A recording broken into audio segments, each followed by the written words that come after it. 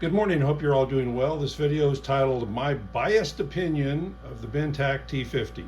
And I'll go into explanation of that here in a minute. I watched a video this morning that was a little disconcerting, kind of took a poke at the gun, which is no big deal, it's not my gun. Also took a poke at the ammo, which is kind of personal to me. So I wanted to touch on a few things. First off, somebody sends you a gun, a $1,600 gun to test. No one sent me this gun. I paid for this gun. So I feel obliged that I can do anything to it I want. I will do modifications. You'll see this thing really in a lot of different configurations. And if I break it, I break it. That's on me. That's not the gun. Going back to somebody sent you a $1,600 gun and says, hey, if you want to test this, make a video, more power to you. Here's the gun. Now, if the first thing you do is start hanging crap off of it that can affect the performance of it and then give an unbiased opinion, it's not an unbiased opinion anymore. You've changed the gun. Now, I know everybody's going to want to do things to it. I mean, I have tinnitus, bad tinnitus. I will have a suppressor. I'm going to do it a different way. The next time you see this gun, it's actually going to be modded out pretty good. I'm going to use my carbon fiber fitting here to do a drop and have a carbon fiber bottle. And the choice of suppressors is really going to surprise you. But this video is going to kind of explain why. So let's go back to this. I got a gun, I got some ammo, I load the mags, and I shoot. Now the picture that you'll see at the very front of this video is the result of me shooting this gun.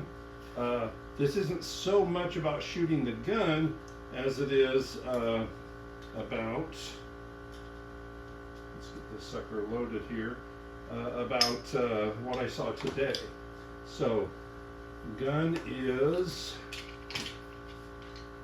almost loaded. Get the mag ready. Okay, off, safe. And again, I'm basically just making holes in ballistic gelatin because I want to see if the gun blows up.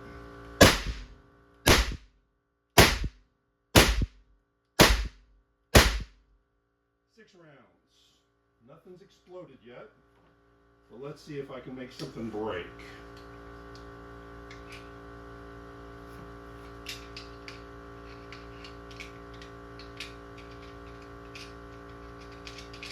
Talks amongst yourselves. Okay, gun's still in high green, and let's do some more of this.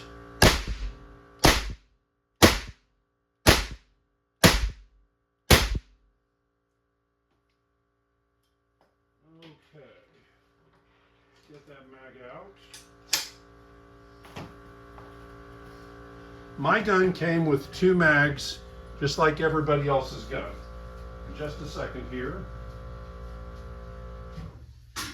I had a machine running in the background. I wanted to stop that noise so you can definitely hear me. So, my magazines are unbroken, same 2 magazines that everybody gets.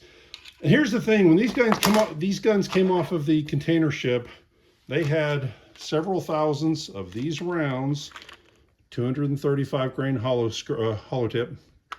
point that they tested the guns with.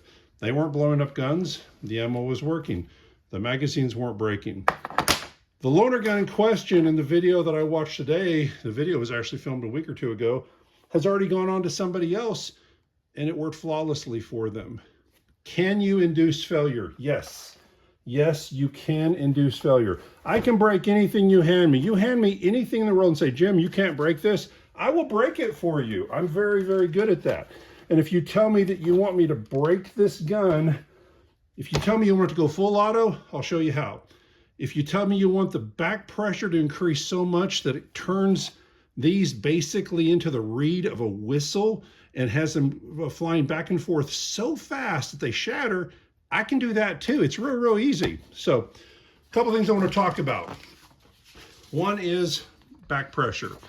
This gun and these pellets and the air inside here don't give a crap that you want this pellet to go down the barrel. They just don't care.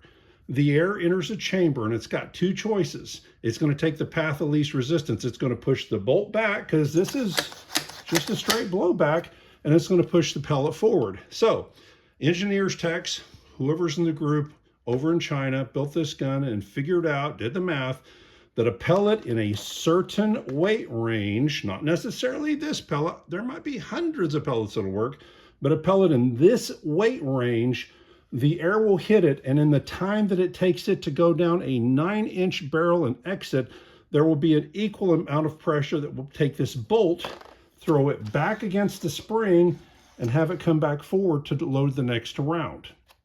That's how it works. So, how can I screw this up? Well, air flows in the direction of least resistance. It's like Ohm's law. Ohm's law is usually electrical. My background, current equals voltage over resistance. However, the same basic thing is true of air. Flow equals pressure over resistance. So put simply, if I cap the end of this barrel, I mean zero airflow, 100% of the airflow goes back. It slams this bolt back hard. Bolt comes, opens and closes so much faster than it's meant to. It might actually clip the plastic piece inside there, the insert holding the pellets, which things are going to move around, potentially breaking things. That air is going to be going across this, causing it to just literally be bouncing back and forth as all that air pressure goes out. You're going to have tremendous noise and you're going to break mags. So, how can I add resistance? Well, I can add a barrel extension that's 4 or 5 inches long. It's not truly a barrel. Air can start to escape around it at that point, but it's still pretty tight and it's increasing air pressure. Then I can have a pretty tight moderator after it. So basically I'm not running a 9-inch barrel anymore. I'm running a 20-inch barrel. I have been specifically told by AEA that they don't want me testing it. Now, in time, I may do something like that, I don't know, just for grins. But they've told me, do not try it with a longer barrel. It's designed for this length barrel. This is more like a sub gun. This is not like a 22-inch barrel, go out and kill a deer or hog gun. This is more like a sub gun. They figured out that this works. Well, again, if I increase back pressure, I am going to have a lot more air come through here. I'm going to have a lot more noise, like the video earlier explained that it sounded like the Umarex, and I'm going to damage mags over and over and over again. I sell these covers. I'm in the business of selling these. I sell these pellets. I want to sell you pellets. I want to sell you covers if you need them, but if you can avoid breaking them, that's a really good idea too. The next time you see my gun, I'm going to show you that you can suppress a gun without jacking it up. And that is simple enough. Let me grab something off the shelf here. There we go. I had a great guy do some horse trading with me, and I got this. This looks like overkill, however, it's not. If I can take this barrel and I can take this nut off, and I can have a little bitty piece that's only that long that on the inside has 18 1 threads, and on the outside has 23 1 threads, I have not lengthened the barrel. And then if I let most of that air pressure bleed off, I'm not going to have a bunch of back pressure that's going to break mags, potentially run that bolt even faster than it's supposed to and cause damage. There we go. The Great Kami for 23.1. It's meant for a Zeus, that sort of thing. That's fine. I don't want to damage my hearing any more than I have to. So if I hang that sucker off of the end of this, I've got all kinds of suppression. You're going to say, well, it's bigger at this end. You're absolutely right. However, study up airflow, see how it works with turbulence. When that air starts hitting baffles and moving around, two things are going to happen. One, it is going to slow the airflow. Two, it's going to reduce noise. And three, it's eventually all going to go out the end of the barrel. Directional air. There's things people have built right now in the suppressor world, not calling it a suppressor because it's directional. It puts the air, puts the noise in one direction. The ATF is simple enough for suppressors on firearms. Any part of a suppressor is a suppressor. So if you have some freeze plugs for a Ford pickup and you happen to have a Ford pickup and they're sitting with your tools to put in that Ford pickup, they can't call that a suppressor part. If you have those same freeze plugs in a bag in with a bunch of other suppressor parts and you're safe, they're going to call it a suppressor part. If you direct airflow in one direction, it's not truly suppressing it, but it is actually putting it in one direction away from you. So my goal is to make a system that doesn't blow up mags, doesn't increase noise here, but still gives you really good suppression. That'll come in a video in the next 4 to 6 weeks when I get a chance to make that adapter and test it out. But the bottom line is these guns have now had many, many thousands of rounds through them without blowing up mags. It is quite possible. Those were all tested with my ammo, and sales are about as slow as they've ever been. I would love to sell my ammo, so when there's a video taking a dump on my ammo, it's personal. And beyond that, any question you might have about this, I'll be happy to answer.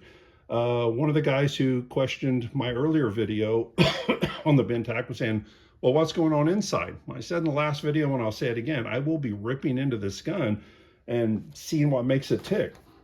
There's a bolt there that's not on the other one, that's on the old BWS 45 receiver. What does that do? Makes me curious. I want to know. So I will be getting inside this thing to see how it works. I just haven't yet. So that'll be a third or fourth video, who knows. Anyway, I'm running out of the ability to talk, so I think I'll sign off. I hope you all have a great day. Take care. Bye-bye.